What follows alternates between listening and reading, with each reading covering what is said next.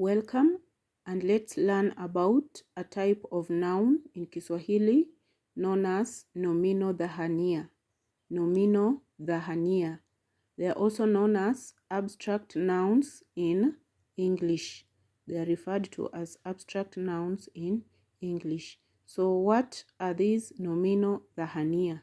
These nouns, they name an idea, quality, feeling or state that cannot be perceived by the senses.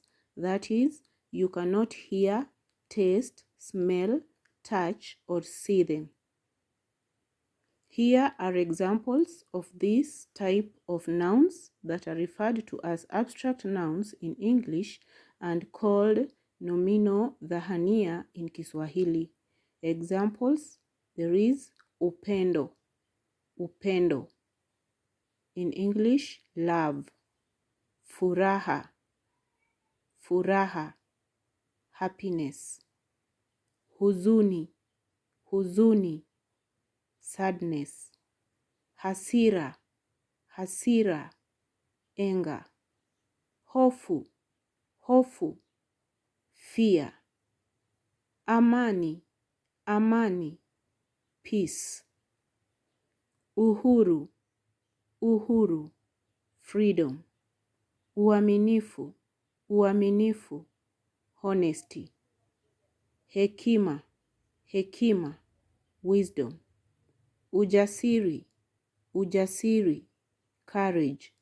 Subira, subira, patience.